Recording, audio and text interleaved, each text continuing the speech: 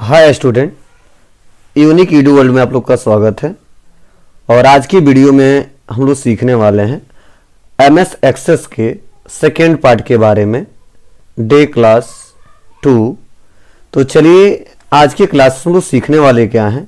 जैसे हमने पिछले क्लासेस में आपको बताया था कि एमएस एक्सेस को ओपन कैसे करते हैं, एमएस एक्सेस को ओपन करने के बाद से उसको सेव कैसे करते हैं, उसका लोकेशन कैसे चूज करते हैं, और डाटा टाइप क्या होता है और फील्ड नेम क्या होता है, वह मैंने पिछले क्लासेस में एक एक करके डिस्कस किया था, समझाया था और बताया था। सेकेंड क्लास में लोग जानने वाले हैं कि अगर वह जो हमने हेडर बनाया है उसमें अगर डाटाबेस तैयार करना हो, बनाना हो, तो बनाते कैसे हैं, उसको अपने हिसाब से कस्टमाइज करते कैसे हैं, वह आज की वीडियो में एक एक करके स्टेप बाय स्टेप सीखेंगे, समझेंगे और जानेंगे। तो चलिए इसको एक एक करके स्टेप बाय स्टेप करते हैं, सीखते हैं। तो सबसे पहले जिस लोकेशन पे हमने डाटा बनाया था उस लोकेशन को सबसे पहले हम लोग ओपन करेंगे। तो चलिए दिस पीसी में हमने एफ ड्राइव में स्टूडेंट डाटाबेस के नाम से हमने यह फाइल बना के रखा था। तो चलिए इस पे डबल क्लिक करके इसको ओपन करते हैं।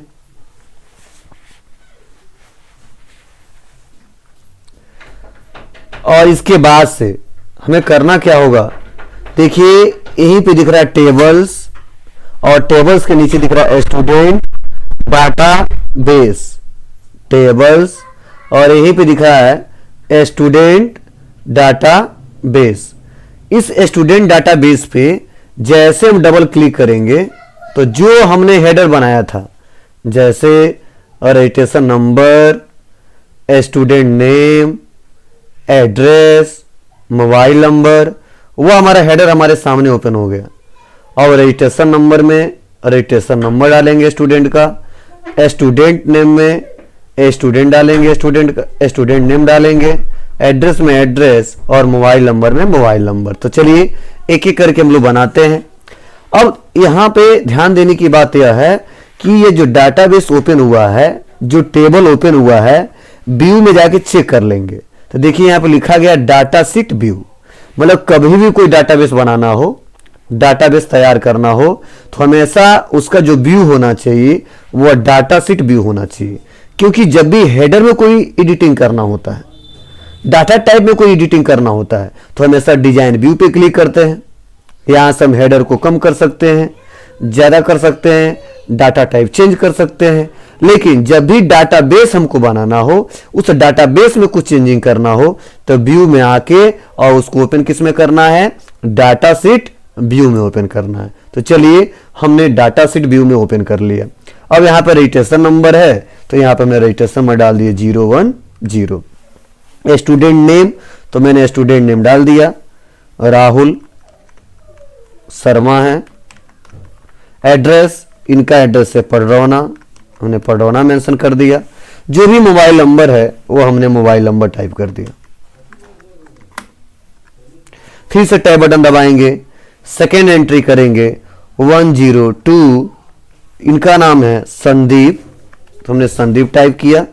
इनका एड्रेस है कसिया, यहाँ पे कसिया टाइप करेंगे, और इनका जो भी मोबाइल नंबर है यहां से मोबाइल नंबर टाइप कर देंगे। फिर से टैब बटन दबाएंगे और रजिस्ट्रेशन नंबर देंगे 103, और इनका नाम है अजय, मैंने अजय मेंशन कर दिया। इनका एड्रेस है सपोज मान लीजिए यहाँ पे पडरी, तो मैंने यहाँ पे पडरी डाल दिया। मोबाइल नंबर जो भी है वो हमने मोबाइल नंबर मेंशन कर दिया।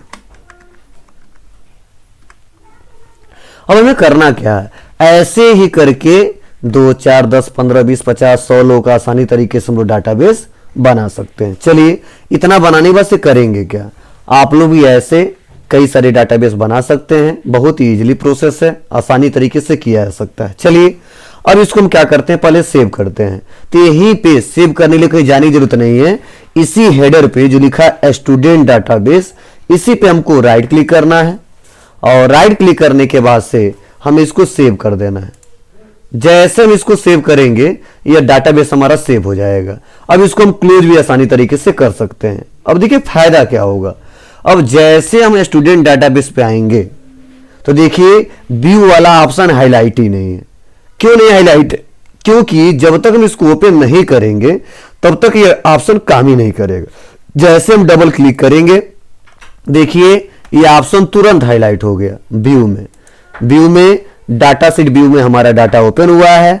अगर कुछ भी हमें एडिटिंग करना हो तो हम आसानी तरीके से इसको कर सकते हैं। कहां से?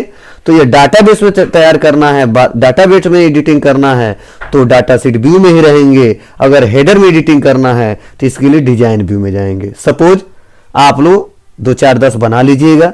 चलिए हेडर को थोड़ा और आगे बढ़ाते हैं तो इसके लिए कहां जाना है? डिजाइन व्यू में जाना है। तो हम डिजाइन व्यू पे क्लिक करेंगे। अब देखिए और रजिस्ट्रेशन नंबर दिया है, स्टूडेंट नेम दिया है, एड्रेस भी दिया है, मोबाइल नंबर दिया है। सपोज इस स्टूडेंट का हमको फोटो भी लगाना है। क्या लगाना है? इस स्टूडेंट का हमको फोटो भी लगाना है। तो यहां पे लिखेंगे फोटो और फोटो टाइप करने के बाद से जो फोटो का जो डाटा टाइप होता है, फोटो का जो डाटा टाइप होता है वह होता है अटैचमेंट। क्या होता है? अटैचमेंट। क्यों? क्योंकि उसमें फोटो अटैच करना है और जब भी फोटो अटैच करना हो, जब भी कोई डाटाबेस बना रहे हैं वहां पे फोटो लगाना हो तो वहां पे हमेशा उसका डाटा टाइप क्या होना चाहिए? अटैचमेंट होना चाहिए। क्या होना चाहिए? अटैचमेंट होना चाहिए। तो चलिए जैसे हमने ए दबाया और टी दबाया, देखिए यहां पे अटैचमेंट आ गया। टैब बटन दबाएंगे, नेक्स्ट आगे बढ़ जाएंगे। सपोज फोटो के साथ साथ उस स्टूडेंट का हमें ईमेल आईडी भी देना है, उस स्टूडेंट का ईमेल आईडी भी देना है तो हम लिखेंगे ईमेल आईडी। और ईमेल आईडी देने के लिए हमें कौन सा डाटा टाइप लेना है? ऐसा तो है नहीं कि नंबर ले सकते हैं, शॉर्ट टेक्स्ट ले सकते हैं, अटैचमेंट ले सकते हैं। ईमेल आईडी क्या है? एक लिंक है, इसी से बोलते हैं हाइपर लिंक। जैसे टैब बटन दबाएंगे तो इसका जो डाटा टाइप होगा ईमेल आईडी का, जब भी कोई डाटाबेस बना रहे हैं और वहां पे ईमेल आईडी दे रहे हैं तो उसका जो डाटा टाइप होना चाहिए वह होना चाहिए क्या? उसका जो डाटा टाइप होना चाहिए वह होना चाहिए हाइपर लिंक। तो जैसे हम लिखेंगे HY तो हाइपर लिंक ओपन हो जाएगा। बस टैब बटन दबाते हैं और इतना ही मेरा हेडर चाहिए। Registration number, student name, address, mobile number, photo, email ID. अब इसको राइट क्लिक करके इसको सेव करना है, क्लोज नहीं करना है, पहले राइट क्लिक करके इसको सेव करना है। और सेव करने के बाद इसी पे राइट क्लिक करके इसको डाटा शीट व्यू में ओपन कर देना है। तो चलिए हम इसको डाटा शीट व्यू में ओपन करते हैं। देखिए हमने डाटा शीट व्यू पे ओपन कर लिया। अब फायदा क्या हो रहा है? रजिस्ट्रेशन नंबर तो वही है, स्टूडेंट नेम जो वही है, एड्रेस भी वही है, मोबाइल नंबर भी वही है। बस इतना ही हमारा हेडर पहले दिख रहा था, लेकिन यहां पे क्या हुआ है?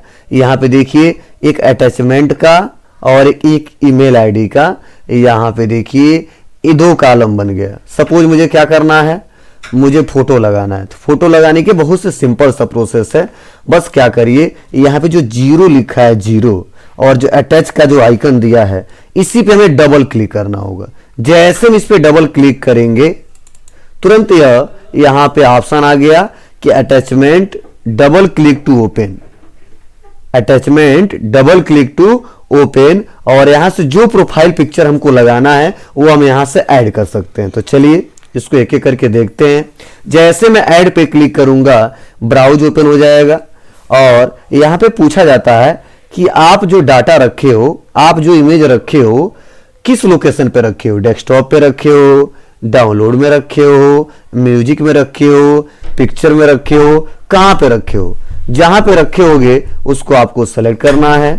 सेलेक्ट करने के बाद से देखिए मेरे पास 2 4 तो फोटो है। बस इस फोटो पर हम क्लिक करेंगे और क्लिक करके ओपन कर देंगे। जैसे क्लिक करके हम ओपन करेंगे और ओके करेंगे, ध्यान से देखिएगा जहां पे 0 था वहां पे 1 आ गया। 0 था वहां पे 1 आने का क्या मतलब है? मतलब पहले इसमें कोई फाइल हमने कोई फोटो अटैच नहीं किया था। इस बार हमने क्या किया? एक फोटो लगा दिया है, इसीलिए यहां पे आ गया 1।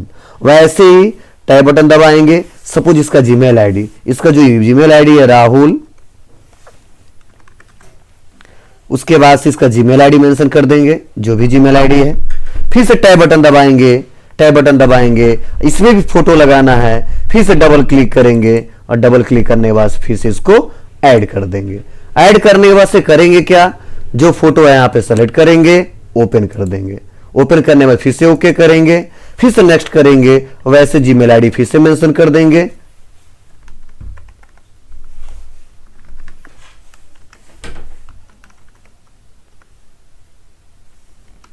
फिर से टैब बटन दबाएंगे और फिर से फोटो अटैच करना है, फिर से डबल क्लिक करेंगे और ऐड पे क्लिक करेंगे और यहाँ से उसका फोटो सेलेक्ट कर लेंगे। बस ओके करना है। ओके करने के बाद से टैब बटन दबाना है और इनका जीमेल आईडी जो भी है वो जीमेल आईडी हम यहाँ से मेंशन कर सकते हैं।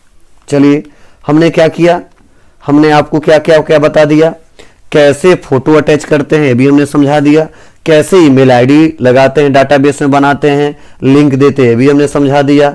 तो आज की क्लास हमने बताया आपको कि कैसे डाटाबेस बनाया जाता है। ऐसे ही 5, 10, 15, 20, 50, 100 लोगों का डाटाबेस बनाना है तो आप आसानी तरीके से बना सकते हैं।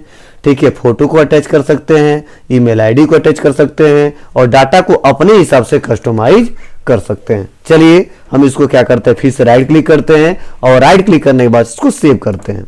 और सवाल यह कि सर ये बना क्यों रहे हैं? ठीक है, क्योंकि आप लोग जानते हैं जब तक हम कोई डाटाबेस तैयार नहीं करेंगे, हमारे पास कोई इंफॉर्मेशन रहेगा नहीं, तो ना हम कोई फॉर्म इसका क्रिएट कर सकते हैं, ना इसका हम रिपोर्ट जनरेट कर सकते हैं, ना किसी को सेंड कर सकते हैं, ना अपने बॉस को रिपोर्ट दिखा सकते हैं। तो जब तक मेरे पास इंफॉर्मेशन नहीं रहेगा, डाटाबेस नहीं रहेगा, तो हम आसानी तरीके से हम आगे का जो रिपोर्ट है वो जनरेट नहीं कर सकते हैं। तो आज की क्लास में हमने क्या सीखा, कैसे डाटा सीट व्यू का इस्तेमाल करके हम डाटा बनाते हैं, क्रिएट करते हैं। 1 लोगों का बनाना हो या 10 लोगों का बनाना हो या 50 लोगों का बनाना हो, सभी लोगों का बनाने के लिए सेम यही स्टेप है, वह एक एक करके आसानी तरीके से बना सकते हैं।